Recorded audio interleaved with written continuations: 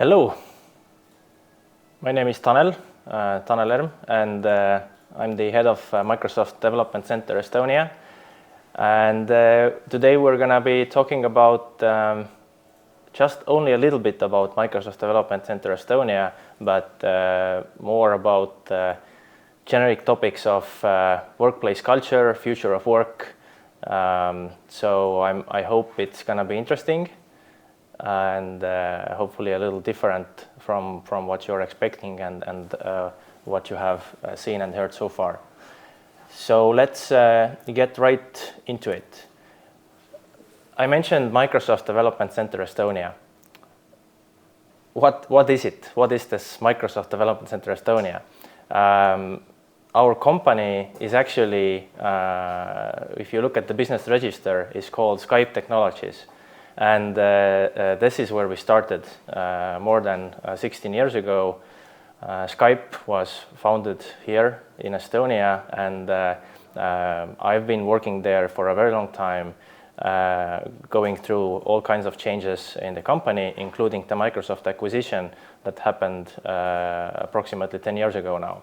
So this is how Microsoft grew an engineering presence here in Estonia. What does it really mean?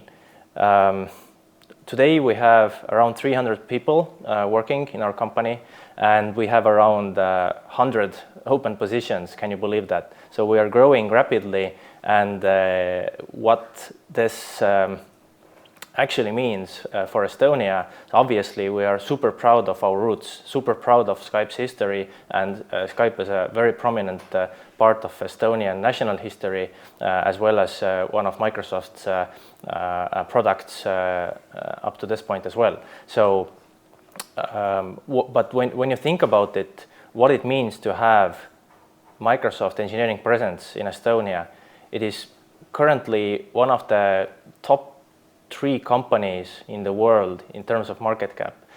It is a massive technology company, and it is one of a kind, really. If you think about this region here, we don't have Apple, we don't have Google.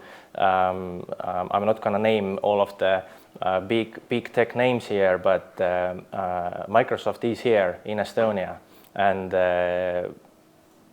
this is all because of Skype. So, but today I'm not going to talk about that much about Skype's history. I'm also going to be touching a little bit about Microsoft's history, and more specifically, the cultural aspect. So many people have asked me, what was it like when Microsoft acquired Skype?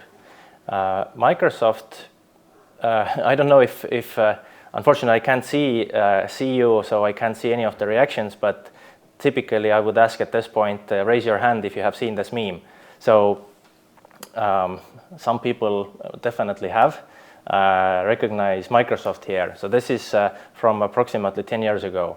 And this illustrates what Microsoft was perceived externally, having this kind of infighting and relentless corporate culture. So let me maybe talk a little bit about what it was and what has changed over the years. So back in the day, I have met Steve Ballmer when Skype was acquired by Microsoft 10 years ago. And back then, Microsoft had a very much first-party only policy or strategy. So I don't know if you have held in your hand a Windows phone.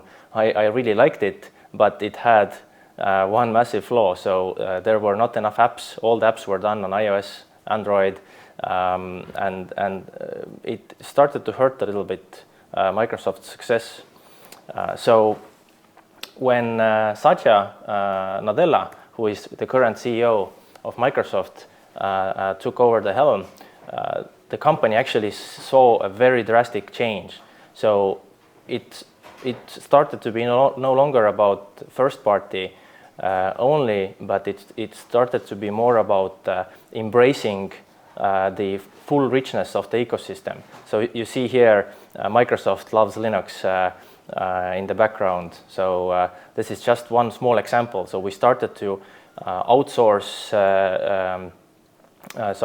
we started to open source much more software ourselves. We started to open source our documentation. Even some of our internal projects are happening in the open on GitHub. So this mindset has changed drastically, and not only regarding the technology space, but also on the workplace and the humane aspect. So this is actually something I want to stop on for a little bit longer. What does it really mean? So back in the day, maybe 10 years ago, working at Microsoft was a very different experience to what it is today. There was a very it was a very competitive environment. It was not very nice. It was not very inclusive.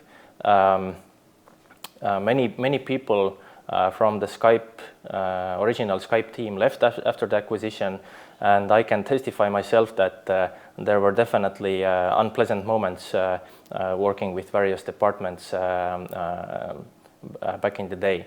But one thing that Satya, as the new CEO, brought was also a concept of growth mindset. But before we go there, let's have a look at how this perception actually has changed over the years. So we start here on the timeline on 2012. Here we have a headline from New York Times, quote, "At Microsoft, internal competition has created a dysfunctional corporate culture," or organizational politics drove away a lot of Microsoft's best and brightest while keeping the rest from innovating as they should. And then you see change starting to happen. So One Microsoft, a deep reworking of Microsoft organization is designed to eliminate distractions and infighting. And nothing is off the table how we think about shifting our culture. So this is something that Satya started. And as we move further on the timeline, we see that the headlines started to change drastically. And the latest one here from CNET stating, "It's a huge change in thinking from the Gates and Ballmer eras, and it's starting to show up in Microsoft's products." So if you have kept following news from Microsoft or Microsoft stock price, then we see how this has drastically affected how Microsoft as a company is doing. Talking about this growth mindset here. So this is maybe to provide a little bit of peek into our world. Me as an employee at Microsoft, I see and hear about this quite often, but I don't think it reflects in the to people outside of the company. So let me maybe give you a little bit of an insight peek here. So what is this growth mindset? It's not anything Microsoft specific. Many of you might have actually heard about this. More and more companies are adopting this as well. But basically there is a difference, or what the two different extremes are is a fixed mindset versus a growth mindset. So going from a knower or genius oriented into a learner or learning mindset, always improving and developing value. And this means that instead of avoiding challenge or having a need to look smart, you actually embrace challenge. And even if you don't succeed, you still persist and you look at the success of others and see that as a inspiring example. So this kind of mindset is actually something that Satya, as the new CEO for Microsoft, wanted everybody to embrace. So how is it possible? A huge company with a massive history. When you think about it, 10 years ago, Microsoft was mostly about shipping boxed products, boxed software, Office, maybe someone remembers even Microsoft Encarta encyclopedia. There was a whole ton of boxed software that Microsoft was shipping, and then all of a sudden it needed to change to a software as a service, subscriptions, and really cloud-based solution. So how do you do that? How do you turn around a massive company with that much history? So one way how you do it is obviously you make this also part of expectations from employees. So this is something which affects your rewards. So for example, this is a slide that every manager at Microsoft looks at when they're evaluating an employee's performance. So having this, if you look at the 3 circles of impact here, which goes beyond just your individual accomplishments, but embedding here your contributions to other success and your results that build on the work ideas or efforts of others. So Microsoft is actually rewarding work that helps others or uses others' help or work. So this is, and using this growth mindset is embedded into the core processes of the company. And also it brings me to something which is even deeper. So these are this kind of corporate values, and why I'm talking about this, because these are really simple, these are really primitive values. This is nothing, there is nothing special about this, right? Respect, integrity, accountability. So this is just basic civil behavioral traits that people typically expect others to show towards them. So treat others as you wish to be treated as well. Show respect, have integrity, take accountability. And if at the end of the day, what this translates to, if you come to work, you want to be able to do your best work, right? You want to be treated with respect. You want your ideas to be heard. You don't want to get shut down. You don't want to be manipulated. Even in a small team meeting, this is very much part of every team meeting, to make sure that every voice is heard, and people just feel that they are welcome, and despite any kinds of differences, everybody is equally respected. So to summarize, what I'm trying to say here is that really the way how you think about the place to work, what are the perks or what are the benefits, things like having a cool office or good pay or flexible working hours, chief happiness officers. I don't know how many of you know what a chief happiness officer is. In many cases it's a office pet or something along those lines. So this is not unique anymore. This is pretty much the yesteryear or the standard in any developed or successful tech company or even a startup. Culture matters. So this unlocks your ability to do your best work, and by embracing the diversity, this helps us to build better products as well. And Microsoft is one of the pioneers here. So most companies haven't yet started the journey or this cultural journey, and being so systematic about this. So, but however, I feel like this will become a standard within this decade. So similarly to how these previous kind of perks and traits used to be differentiators, what I'm currently seeing is that culture is becoming the differentiator between top tech companies. Now, moving on to a slightly different topic, talking about how people work. So this slide is a little bit, I pulled it from an older deck. So it says 72% of workers will be working remotely by 2020. This is pre-COVID slide. So what has actually happened over the last year or so is that we have seen this remote working, remote studying explode massively. So right now we're not talking about 72% anymore. We are talking about much higher percentages. And what is the role that we actually play there? And now when you think about not only the tech workers or people that use computers to do their work every day, of course it's rather easy for those people to use technology or going from the office to the home. It's not such a big change. But when you think about first-line workers, that's something else. Now, what are first-line workers? Think people that actually are the first line of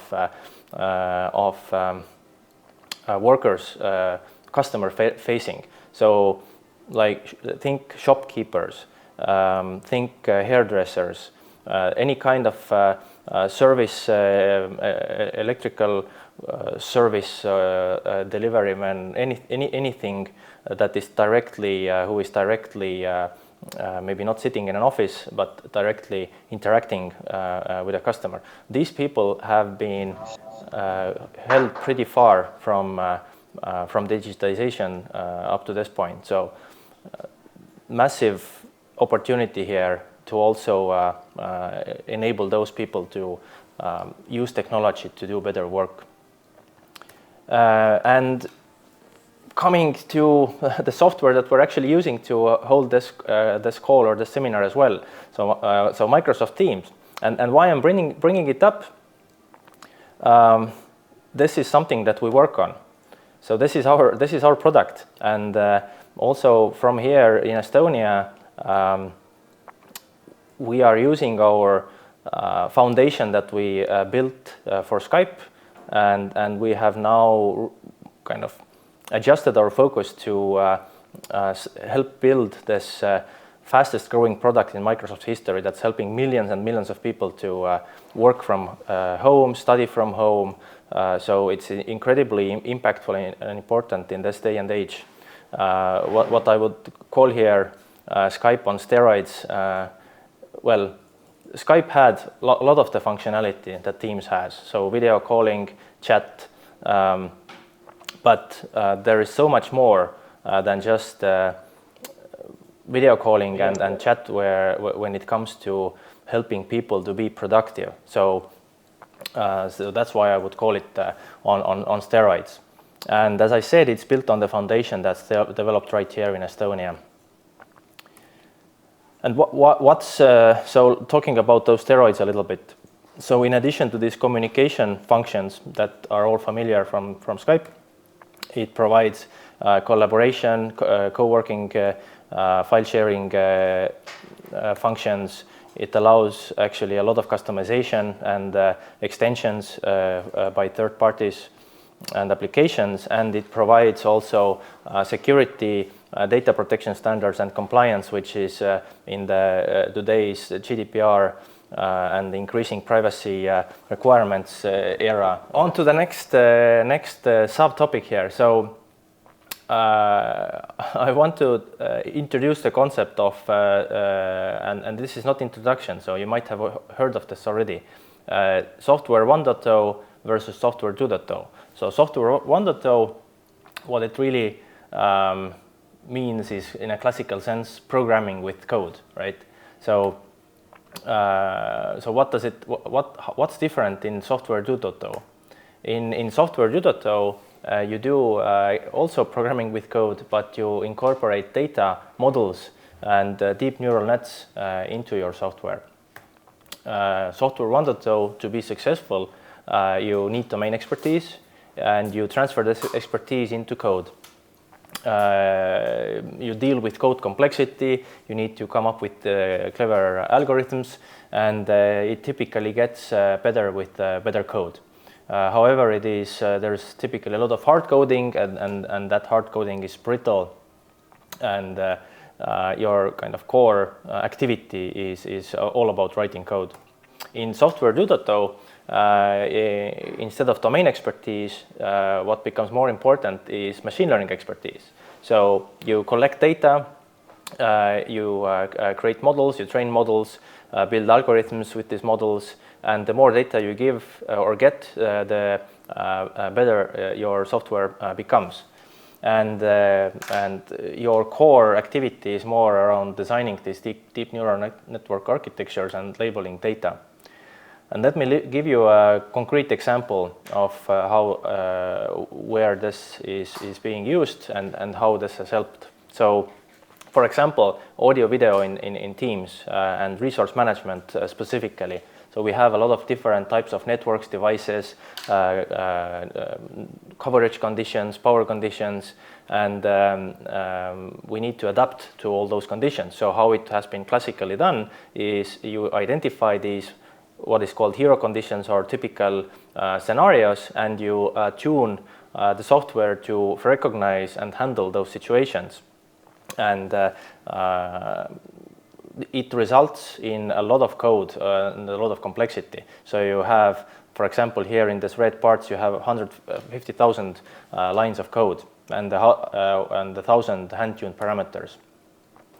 Now, if you look at how this new approach is different, is that you essentially are able to replace most of this with machine learning. And instead of having this 150,000 lines of codes, you have a simpler architecture, less lines of code, no hand-tuned parameters at all. And instead of having very experienced developers who have learned this and mastered this area, you can actually just create good models and good feedback loop, and the model actually learns this from the data. And as new networks and devices and conditions appear, this model actually, based on this training data, will perform better without having to add new code or new rules. So there's a lot of emphasis on collecting data, labeling, and preparing data and training the model. Maybe a couple of examples right here from Estonia where we use machine learning elements. So one example here is our fraud and spam area. So we have quite a sizable team dealing with misuse of Microsoft communication products like Skype and Teams, and more recently also Azure Communication Services. So there's a lot that can be done there that is harmful either for our customers or us as a company. Either it's payment fraud or minute pumping or things like SMS spam, instant message spam. And there's a lot of data that can be used to detect and mitigate these scenarios. So there is a team that we have here in Estonia that actually deals with the complexity of trying to combat this fraud, both from a classical operation standpoint, but use machine learning to automate a lot of the detection and mitigation. We also have a very vast media delivery network covering the entire globe that is being operated also right here from Estonia, and a lot. So I have only named a couple of areas here, but there are more than 30 teams here that are dealing with all kinds of communication and infrastructure related challenges where machine learning is utilized. But maybe it is better if I give a couple of concrete examples of this in action. So let's have a look at this demo where we can utilize machine learning to provide a better experience in the scenario where you are trying to draw on a whiteboard and you are working remotely. So let's go have a look.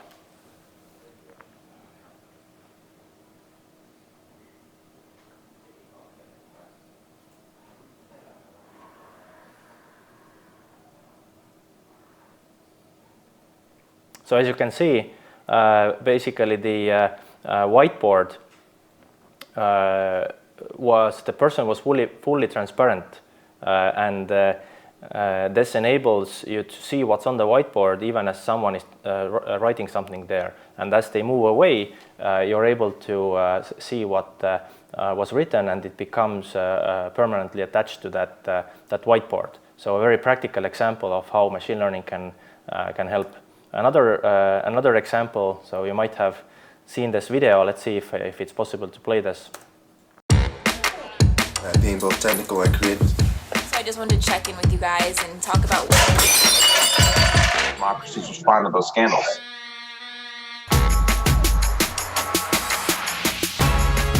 My apologies.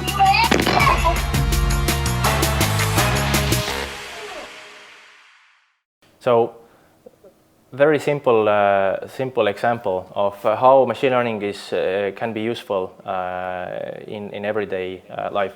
And we also have a team here in Estonia that deals with removing background noises from your working from home environment, things like chips, bags openings, child or animal noises. So a lot of innovation is being done from right here in Estonia here. But to summarize, what are the impact or implications of the software 2.0? It is better performing, leaner, and can provide more efficient solutions across various computer science areas. And what it really does, it moves developers up the value chain. So you don't need to worry about low-level code, low-level management of various deep computer behavior, but you actually start to impact the customer scenarios much more closely. And what this really means is that it's more customer value and more income for the developer. But it requires less coding. And is that a good thing? For most developers, yes. For some, maybe not, because if you like low-level programming, then it is, I would say, nowadays you can find less and less areas where low-level programming is needed, and more which where it has abstracted away. But at the end of the day, it translates to also more value for the customer. So that's a good thing. Now, when you think about what's beyond software 2.0, what would software 3.0 look like? So I guess humans writing code is something which at some point will likely become obsolete because of these increasing levels of abstraction. So you will end up with software and artificial intelligence producing the software. And what will a software developer look like in 10 years or 20 years? Who knows? But for sure, there's going to be less code involved, at least in the classical sense. And not only code, what about user interfaces? So how does an app look like? Nowadays, there is a UX designer who figures out what they feel might be a good design, and then it is tested on many good companies actually test these designs on their end users. And then if you do a good amount of A/B testing, you find out what works better. But at the end of the day, if you put models and good AI into this role, then most likely they are able to create better designs faster than human designers. So at some point in the future, this is most likely the reality. And even talking about business opportunities or business ideas and product development. So think about this for a second. So this is just maybe to tease a little bit out or provoke your thinking on what is tomorrow going to look like in the long term.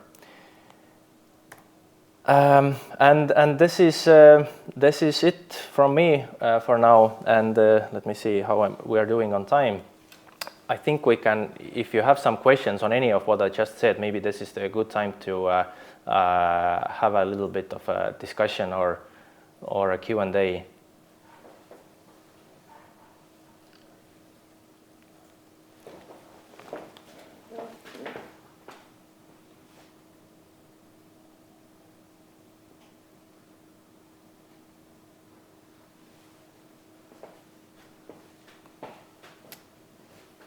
Testing. Testing. I don't think we can hear anyone.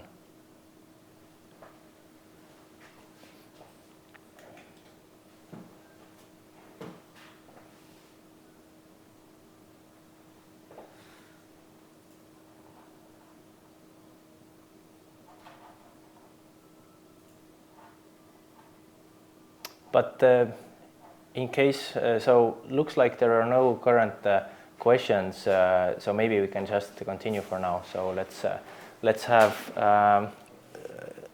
let's introduce you to our next speaker today, and we have Selena here. So Selena, if you can kindly take a seat.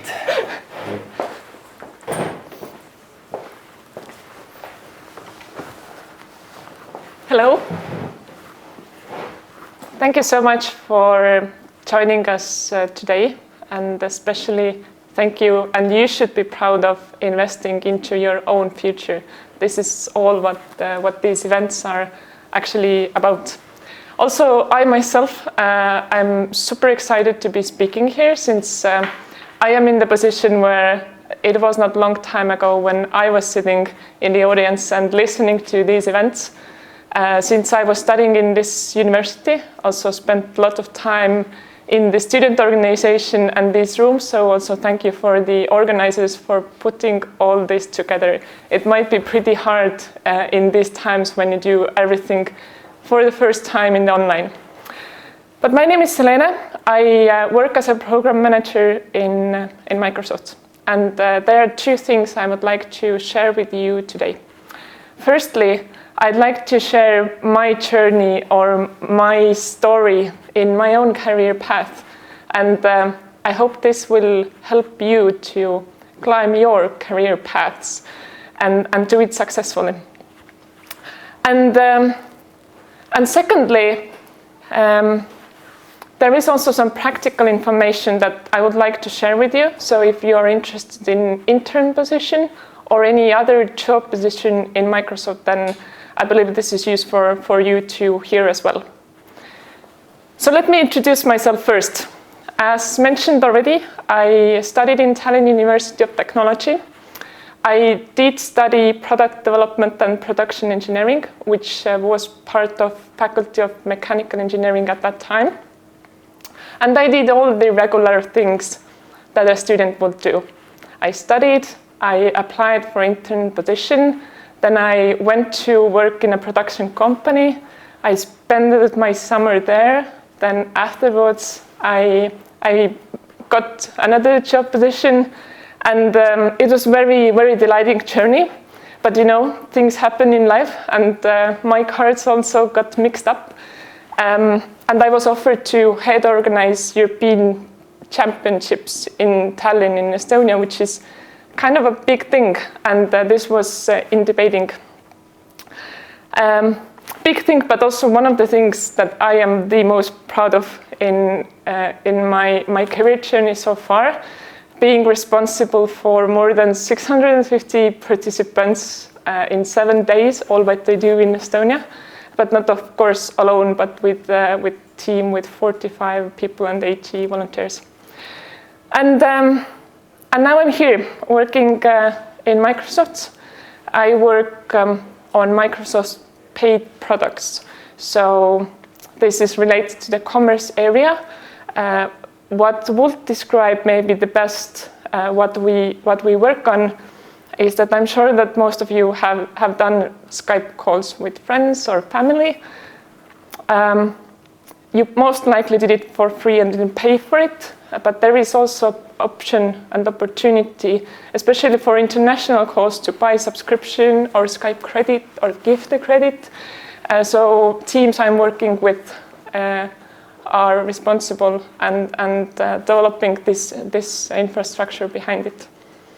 And while we are not developing something new or something we are using currently, then I am a mountain climber. Unfortunately, no mountains in Estonia, so I need to stuck in the indoor climbing here. So I'd like to just a little bit stop on the program management itself I'm sure that many of you know that if you go to any tech company, there are software engineers, there are service engineers, there are engineering managers, but I get to ask a lot that, hey, you're a program manager, what do you do? So I put this slide here. I will read it out and then explain. So program managers define and design products and services that delight customers and add strategic value to business. So few things. I believe like working on products and services is pretty simple. I believe you more or less get it. Then that delight customers. So now this is important thing in the company we are working with. It is extremely important that what we create is useful for the customer. So this is something, being customer focused is something extremely important in my work. And this is where we need to bring the engineering and the customer need and everything together. And also value to the business. Eventually, everything we do should be sustainable, both for the people in the company, but also the company's business itself. So it's all about well-being and health of the business. And another way to describe it is this picture. So PM is somewhere in the middle, working with the customers. The customer can be end user on the street. It can be another company, enterprise. It can be another internal team inside the company, but there always is a customer. There always is someone for whom we do the work. Then there is the engineering teams. Teams I work with are incredible. They can do anything. And this is the most exciting part of this picture, to combine the working together with the customers, working together with the team, and bringing also the business all together. So PMs are somewhere there in the middle. And then I'd like to also talk a little bit about these people on this picture. Let me introduce you the team of Microsoft Development Center in Estonia. These are the people working on mainly on intelligent communication infrastructure. So what this means is that we make the video meetings and conferences more smoother, more exciting, and better. And this couldn't be done without all these people on this screen. And we are not also doing it alone. There are different teams and different areas in our office, but we also work with the Microsoft headquarters, also teams in Prague and other sites. Just to mention about the Microsoft headquarters, then that is actually incredible that they have full campus of 50,000 employees. This is more than people in Pärnu, and 83 buildings, as you may say. And also having a meeting rooms on top of the trees, which are accessible in each way you want to, is also pretty amazing. So I do believe that Microsoft is very good place to work at. But coming back to my story that I wanted to share, right? This picture also has another meaning for myself. At that time, it was 2018 summer. This picture is taken on company summer days. And at that time, I was not the program manager. I was a business administrator and the organizer of that event. I was responsible for events, for making sure our people do well, working with managers, and also on the external cooperation. And I was super happy. It was very awesome to do this, but also, you know, thinking about your own career, then also I'm that kind of a person who tend to think like 5, 10, 15 years ahead. And I didn't see myself very clearly in those 15 years ahead. And I was thinking about a career change, which is a very important thing to think about if you pick any company you want to have a growth opportunity inside that company you are going to. So I was kind of like a little bit in the similar situation that you are today, that you need to choose, you need to pick what to do in the future. And it was a long journey, but I had the previous experience working together with customers and working together engineering team. At that time, it was mechanical engineering team, but still being the communication bridge between these two was something that I really enjoyed previously. So I decided to explore that path. And during that, what is the first thing you do? You read, you participate in training courses. I knew the people in the building, so I got in touch with other program managers, and I heard what they had to say. And this was actually the first learning point for me, which I suggest you to do as well. So go and have coffee with someone who knows what you want to do better than you do, because they have a lot to tell you. So what I got to know is what they do in their daily life, what are the challenges they're facing, what are the good sides of that job, and also what are the downsides of that job.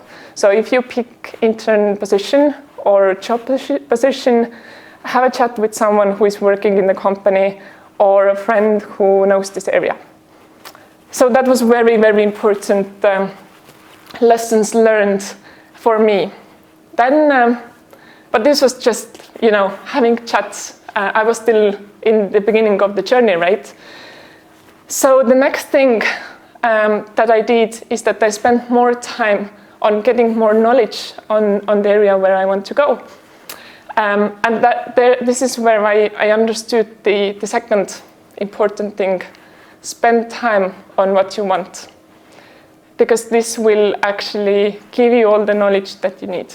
So if you tried 5 minutes and you didn't like it, then you didn't actually try.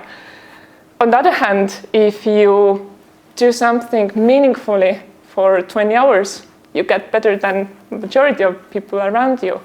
So it's extremely important to get your passion and put just time into what you want to achieve, whatever it is, whatever the area is that you are thinking about. And then, I was still in the journey, still looking the ways how to succeed, how to get into new area that I was not part of before that. I had experience, I had knowledge, but there was still some way to go. So actually, when you really get to the position that you're looking for, then the actual story begins, right? And what I learned in that situation is that I was not used to be the one who is not the youngest one, but who has the least information. Having working with teams who is such experienced is of course a huge pleasure and extremely good thing. But on the other hand, like you think that, hey, but what do I know? And what I came up with from this situation is that get yourself in the circle of people who know things and who make decisions, because there is a lot you can learn from them. Even if you think that you don't know all these things yet, but over time you will get to know. You will get to know the knowledge, you will get to know the history, you will actually not be the one who knows the least anymore. And the most important part of this is that sometimes you don't know that you create a lot of value. So you need to find the place where you create value for this group of people, but you need to find it yourself to give something out from you. So 3 things I learned in my journey: go have coffee with someone who knows the thing you want more than you do. Then secondly, spend time on the thing that is interesting you. And thirdly, get yourself to the group of people who can help you to succeed. Because it's all about collaboration and all about doing things together to achieve more. I had one more slide about the success, but just shortly, I think overcoming your own wishes and fears and everything is the most important thing that you can do. If what you can come up is not frightening enough, then you should think more to come up with something that is frightening for you. But now coming to the choice of job position or intern position, then I personally have the strong belief that whenever you're applying to a position, it's not only about the company choosing people in it, it's also about you choosing the company. So it's two-way communication. So it's not only about where can I get, but it's also about where do I want to go. So you need to make it very clear for yourself if the company or the surrounding where you're going is actually something you want to. And for this, all the things that Tanel was speaking beforehand about the culture, then all this is extremely important that you fit to that culture. And the culture fits to you as well. And what we are looking in the people who we are hiring is mostly the willingness to learn and the willingness to do what you do in a passionate way. Of course, as we are working in a tech company, then we expect you to grow and learn in this area and also to be interested in this area. But as we don't know, or I don't know which field you as listeners are currently in, then it actually doesn't matter. For you, the most important thing is to spend time and get yourself familiar in the area that you're going to, and of course to enjoy it yourself as well. And then these are 2 links in front of you. These are the links that I suggest you to write down. Microsoft.com/university and AKMS/Estonia jobs. These are the places where you got more information. First link is for university positions or intern positions mainly, and the second one is for all Estonian job offers.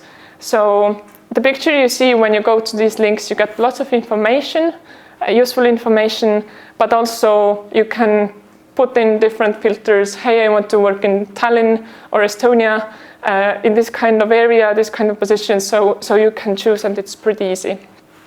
Talking about intern positions, then I just made a screenshot of my own computer. This is how it more or less looks like. If you open it, you get more information. For intern positions, I would highly suggest to start early, because the selection period for us usually comes pretty early in the year, so we start already in autumn. However, if you are quick and you want to get the position for this summer, there is still opportunities, but you need to be quick for this. All the information is on the links. We always have all the most frequent information about any positions available on these pages. And then how the process looks like. It's very simple, I would say, that you go to the same pages, you need to log in, then you can apply, then your CV will be reviewed. If you're successful, you get to the first round, then you have first rather short interview, then there is another round of interviews, which is usually a bit longer. And if you get selected, then you can start your internship, which is typically 12 months, and very often it is also backed with job opportunity after that. What I would say is that you don't need to apply to Estonia. If you wish, there is opportunity to apply also to another countries. This maybe is not so black and white, clearly written anywhere, but there is opportunity, especially since this year, where we need to do a lot of video calls. Then it might be opportunity for you, and I would suggest to also explore that. We also have intern in Estonia who is not located in Estonia currently. And of course, all the benefits and everything you get to experience in your job position is equal to any other employee in the company. So you are part of the team, you are part of the environment where you are coming to. And I would absolutely suggest to think about it. And it doesn't matter whether you're on your first course or you're later. Always, if you're interested, always try. If you don't succeed on the first place, then try again. You can always try again as much as you wish and as much as you have patience, but eventually you will succeed. It's always the matter of time, related to the same thing as said previously. So to conclude, what you need is passion. What you need is to be confident in yourself. And this is something that helped me being on my own career journey. And I hope this is something that could help you to come to either Microsoft or other company. The choice is yours to pick. I don't know, do you have some question round, or this does not work?